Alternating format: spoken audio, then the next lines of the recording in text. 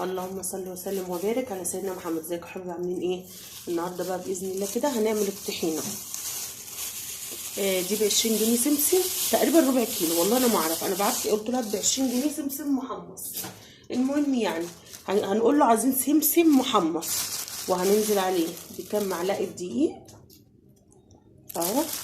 هو محمص بس لازم نديله تشويحه على النار، تشويحه بسيطه. المهم احنا ايه، هنمشي مع بعض واحده واحده. وحطيت لهم 4 معالق دقيق، ولو احتاج تاني هحط له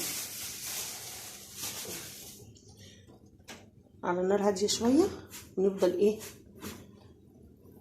نقلب فيه.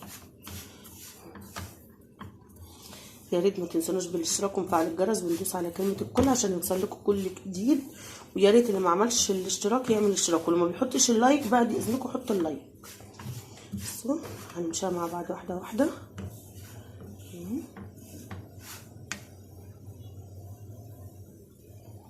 نبدا ايه ماشي واحده واحده. والله العظيم بعت جبت طحينه، والله ويمين تحاسب عليه، كان معمول بالعيش. معرفش ازاي يعني يقابلوا ربنا ان هم بيبيعوا الحاجه كده مغشوشه. المفروض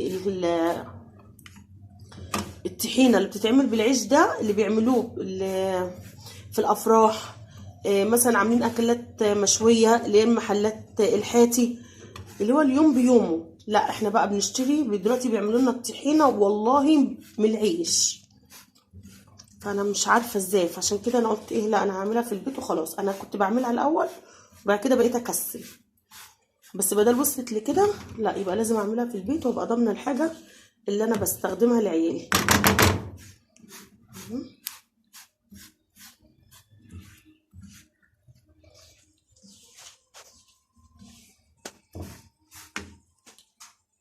اقوم الاقيها سخنت، هقوم ايه رافعاها من على النار.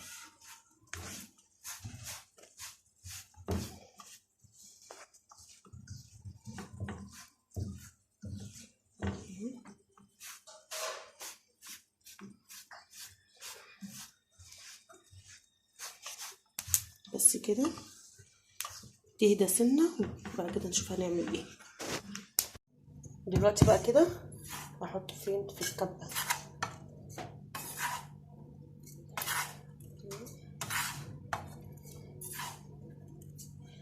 مش هكتر عشان ايه ينعم معايا خالص.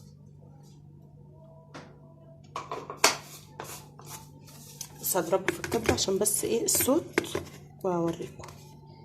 بصوا لازم يبقى معاكم بالشكل ده اللي هو كده يكلكع معانا. المفروض كمان يكلكع عن كده، بس انا الكبه بتاعتي بعافيه شويه. هخلص بقى الكميه كلها وارجع لكم.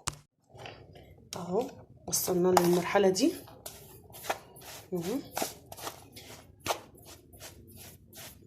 هنعمل ايه بقى؟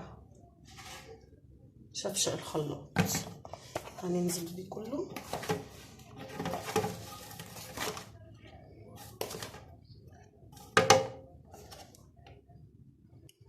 حطيته كله اهو. دلوقتي هنزل بقى بكوبايه زيت، ولو عايز تاني هحط له. هضربه بس وارجع لكم عشان الصوت. اهو ضربته في الخلاط حلو. بصوا القوام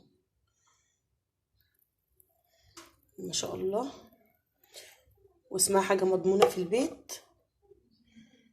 بدل غلو الاسعار بقى يخلي الناس ما عندهاش ضمير، لا نعملها في البيت واوفر لنا.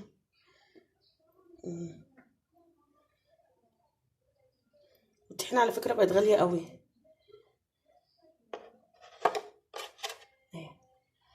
ما شاء الله عليها. اللي مش هيعرف يحمص السمسم ممكن نستغنى عن الطريقه دي. هي بس تحميره السمسم دي عشان لو السمسم فيه رطوبه ولا حاجه بنطلعها. وادي الفيديو بتاعنا النهارده، كانت حاجه سهله وبسيطه وبرده توفر في البيت. يا ريت ما تنسوناش بالاشتراك ومفعل الجرس وندوس على كلمه الكل عشان يوصل لكم كل جديد. والسلام عليكم ورحمه الله وبركاته.